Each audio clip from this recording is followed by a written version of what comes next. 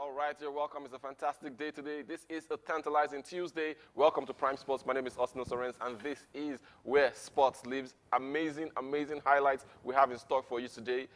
So much happened over the weekend. I'm not alone. I've got my co-host, co-pilot, who will be analyzing all this together. Umatuk Dixon, you're welcome to the show. And just before we started the show, I burst into laughter because somebody said something and said Dixon is no more the octopus. He should blah, blah, blah. And Dixon, welcome to the show. Yeah, good morning, Austin. Good morning, viewers. And I don't know if I should continue the conversation, but if you're hearing me right now, there's a difference between trying to predict the game on this show and giving bants outside the show. So just at least take note of those. In case you don't know what we are talking about, during the game between Belgium and Portugal, before the game started, myself and Dixon in the group were chatting, and Dixon says, God of Portugal. Everybody focus on Portugal.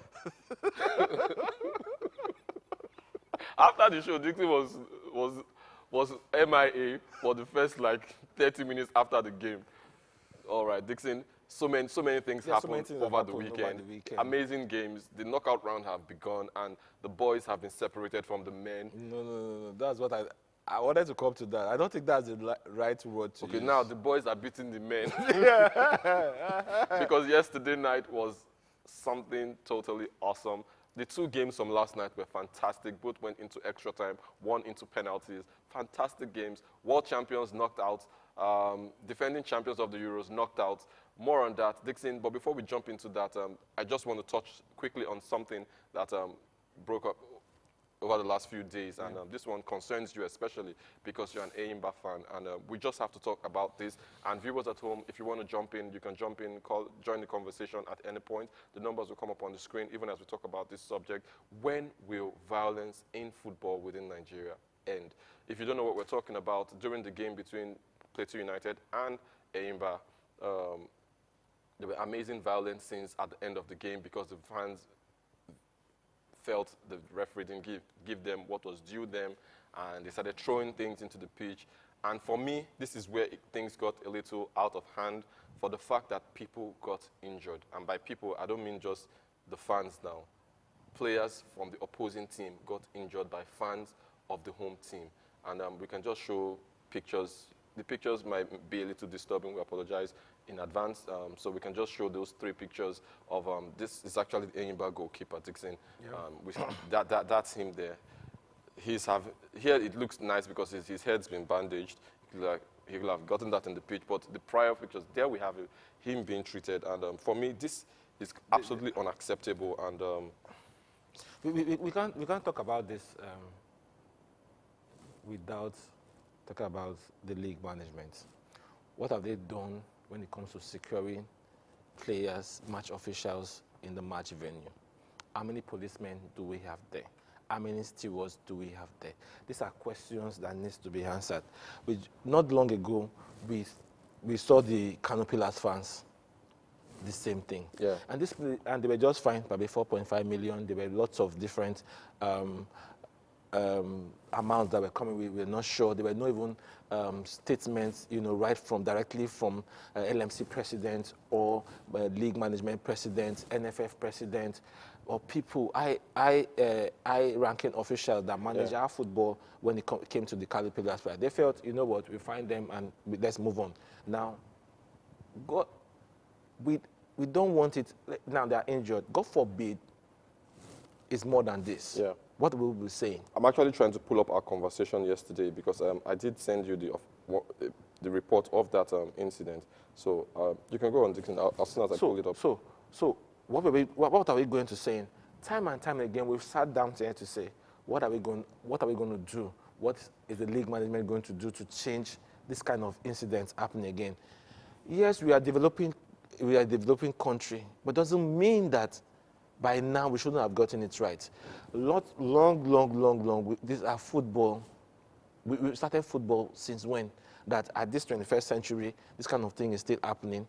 How the club, have they educated their fans enough to make sure that this kind of incident does not happen?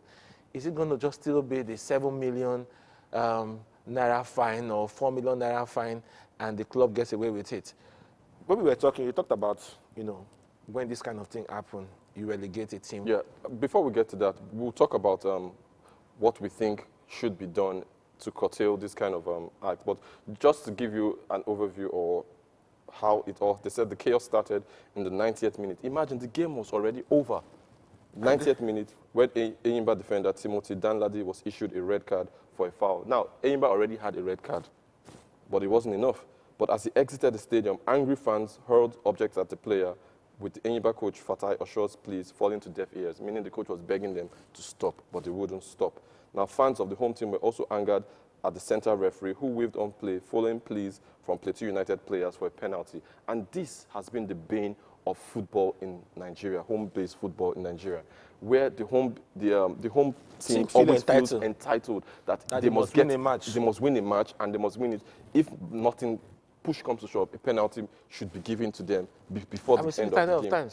Yeah, and it says the fans then invaded the pitch and ran after the match officials.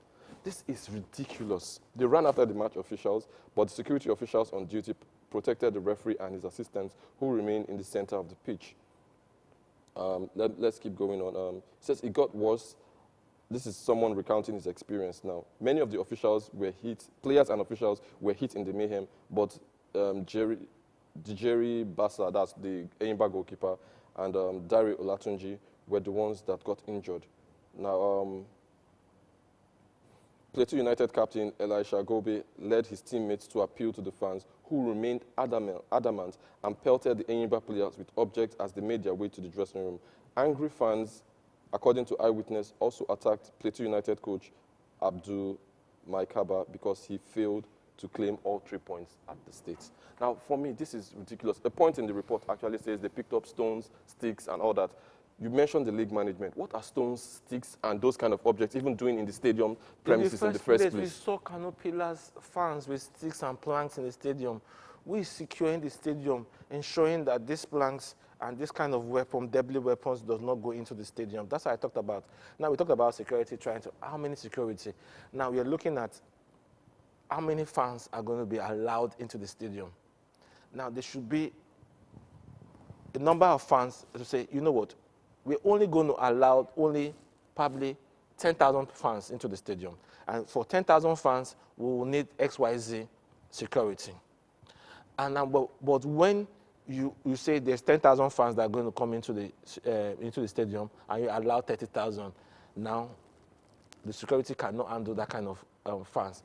But we've seen time and time again that the securities in stadiums, Nigerian league stadiums, are not even enough to protect even the few that come out to watch this game. So I think this is very key. Then we talked about educating the fans. That was your defense, because I came out all guns blazing, now talking about punishment and rebuilding, restructuring, how to fix this kind of situations to stop it from happening in the future. I went straight on and just said, if this is my take, personal take. I still stand by this first one, but the second one, I think I decided to calm down a little bit. But I said, if there's a pitch invasion or unrest, no more fans for the home team till the end of the season. Once you invade the pitch, bye-bye home fans, because the reoccurrence of it with Kano Pillars fans and now the Plateau United fans, for me, it's enough. I don't want to hear you're a first-time offender. We've taken Kano Pillars as first offense. Just Plateau United, second offense. Anybody else going forward, if I was in a position to take that kind of action, that would be my stance. Once your fans invade the pitch, game over. No more fans till the end of the season. Number two, if a player gets injured, I said, this was kind of harsh. I said, if a rival player is injured, like in the Enyimba case, straight demotion to Division 2. That was what I said yesterday when we were talking about, because I was pumped up with so much. Because that's someone's brother. That's someone's father, someone's uncle. What if he died? That's what I'm saying. Yes, I agree with you. Field invasion could cost as much as you getting banned. And some years we've seen, because of this kind of act, we've seen teams being relocated to another state. AKA Kano Pillars, they moved them to Kaduna because of this same thing, but they carry that character. They carry the character to Kaduna. So maybe the stiffer punishment will be bringing Kano Pillars down to, even in Lagos, where They played the FA Cup finals. They did the same thing. They turned the stadium upside down. They turned the stadium upside down. So it's Kano Pillars, which permit me to say, have become the serial fans feed invasion. Are they doing enough to sensitize their own fans to tell them that this is not a good enough character to do when it comes to football?